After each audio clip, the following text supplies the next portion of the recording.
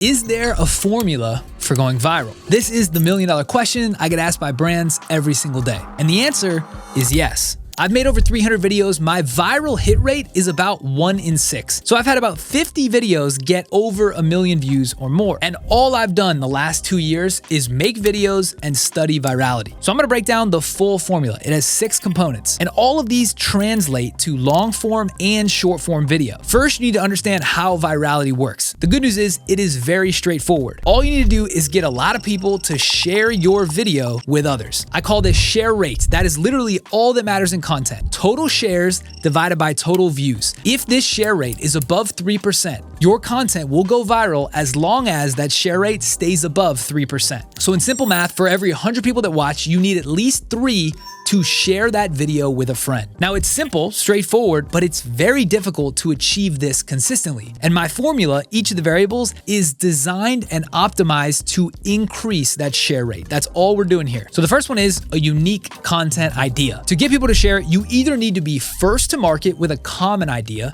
or have an uncommon idea. First to market with a common idea would be something like covering a new Apple product release event and being the first one to post your video. But this alone doesn't guarantee virality because, for one, lots of people are quick to react to the news, and for two, it takes a couple hours for the algorithm to really heat up and start sharing your video. By then, other people will have posted and you lose that first to market edge. So even if you beat the market by a couple of hours, you need a couple of these other factors to be true if you go the common idea route. The other route is to choose an uncommon idea. Now, this is something that people haven't really seen before. Could be a story, a product, a concept, an idea, a framework, anything unique. To find uncommon ideas, you have to look in uncommon places. You need to find blogs or YouTube channels or newsletters that are super unique and weird. I personally spend a lot of my time hunting for these resources because having uncommon ideas is almost a cheat code to virality. And once you find a weird tree, that tree tends to bear fruit often. So to summarize, for this first variable, you either need to be first to market with a common idea and have other things go right,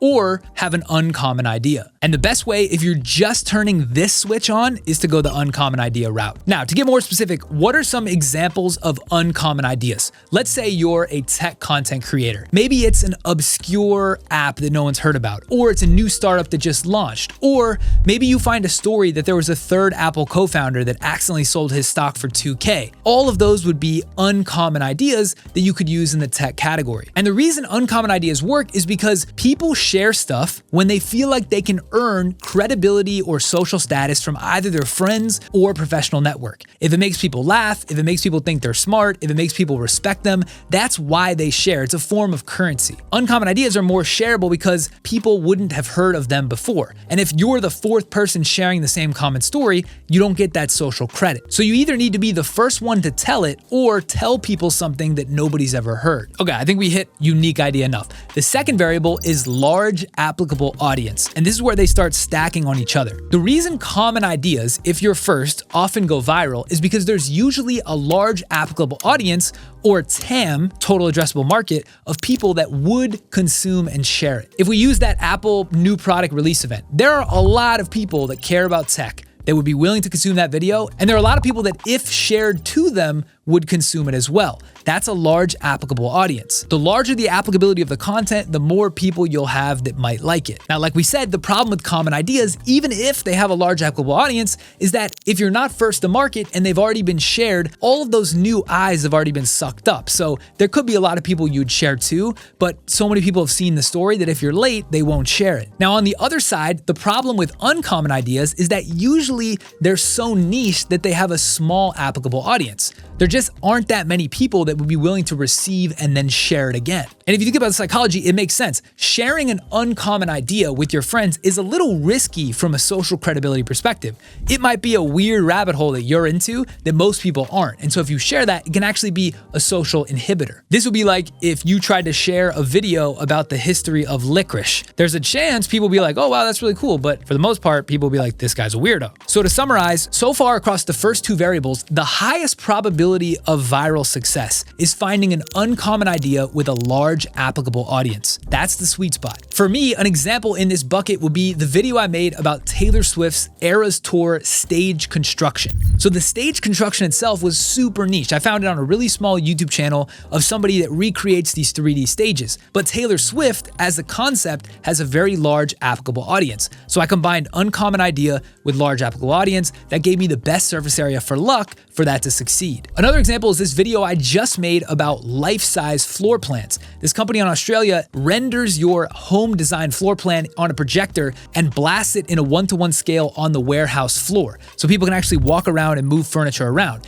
That inherently is a very uncommon idea, but there's a large applicable audience of people that care about home design. That video has done 8 million views in 6 days, and I knew that combination had the potential, if executed well, to go viral. So this is what you're looking for, uncommon ideas plus a large applicable audience. Now, the third variable, which can change things, is a unique point of view. The best way to make a common idea go viral is to apply a unique point of view on top of it. I call this a story lens. It's the lens through which you're gonna tell the story. And this is important because it's really hard to find these uncommon ideas consistently. So a lot of my mega viral videos actually come from common ideas with a large applicable audience, but with a unique point of view story lens on top of it. A good example of this is my Leo Messi signs with Inter Miami video, which is the biggest one I've ever made, 17.5 million views on Instagram, 11 million views on TikTok, certified banger. Why did that one work? It was a common idea, Leo Messi signing with Inter Miami, biggest news in soccer. It was a large applicable audience, both soccer and Leo Messi,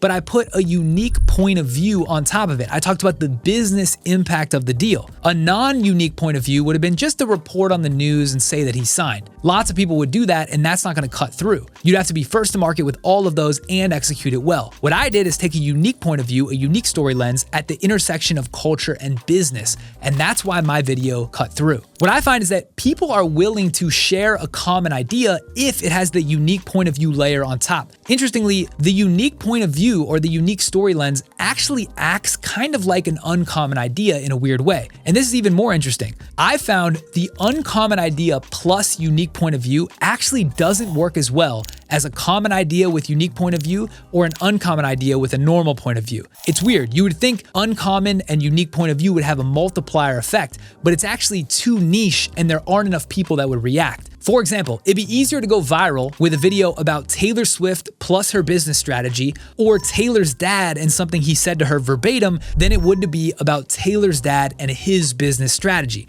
It makes sense. You're getting too niche and cutting it too fine when you go uncommon. So the best case scenarios of the 3 variables so far are common idea plus large applicable audience plus unique point of view, or uncommon idea plus large applicable audience plus normal point of view. Those are the 2 sweet spots. Now, the fourth variable of the formula is a world-class hook. If you nail just the 3 variables we've talked about so far, you should guarantee at least a medium performer, 6-figure views, maybe small 7-figure views.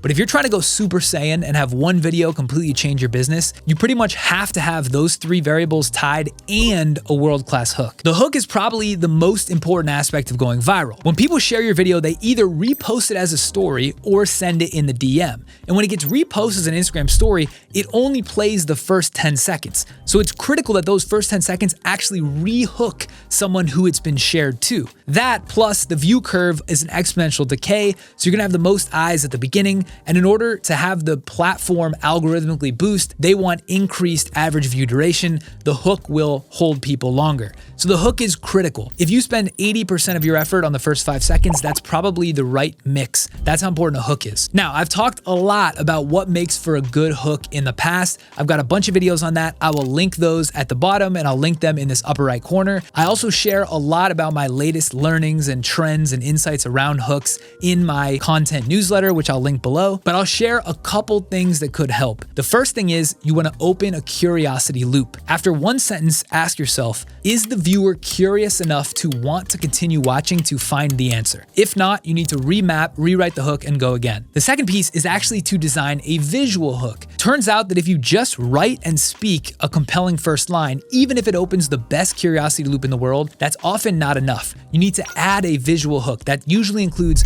B-roll with motion and text on the screen. People can read faster than they can hear or consume the context of a visual scenario, so you want to actually put the text on the screen for every video. This takes the visual hook and combines with a curiosity loop, and this should accomplish the goal. And the last little quick tip on hooks is a quick delivery. You want to concisely and as short as possible deliver the words so you can show the visual hooks, you can get out of the way and get into the body of the video. You don't want to linger and spend too much time on the hook. You want to go as quick as possible in a normal rhythm. Again, if you want more tips on how to write these hooks, I'll link my content newsletter. This is where I go really in depth on the things I'm seeing that are working, how the trends are changing, and exactly how I'm applying it video to video. All right, the fifth variable is to have a compelling story. Now, what's interesting is if you've nailed the first three and you have a compelling hook, you almost don't even need that good of a story. Those will carry you for the rest of the way. You just need a decent enough story to keep the viewer kind of entertained. And the best way to do this is to hook, and rehook throughout. You want to think of the body of the video like a dance with context and conflict. Give a little context, add a conflict. Rehook them, add a little more context to solve that conflict, add a second conflict. You just go back and forth with the dance. It's interesting, but the story is actually not that important if you've nailed the others. If you haven't nailed the others, you have an average idea, you have a good hook, but you have a low applicable audience size, you need a great story to make it go. And people will share it just because the story is so good. This is more of an outlier strategy though. I wouldn't try really hard to optimize for this type of storytelling. Just get the viewer from the beginning to the end. I'm actually working on a software that will extract all of my storytelling frameworks into a simple to use SaaS tool where once you identify the uncommon idea and you add your lens on it, it will go ahead and write the hook and the story for you. That's called Sandcastles. It's not ready yet. I'll link the wait list below if that's interesting. I'm trying to abstract away a lot of the additional effort to write the story because that's not really the highest leverage thing to spend time on. All right, and the last variable is of course luck. Nobody wants to hear it, but a lot of what virality is just comes down to luck and if the right people share your video initially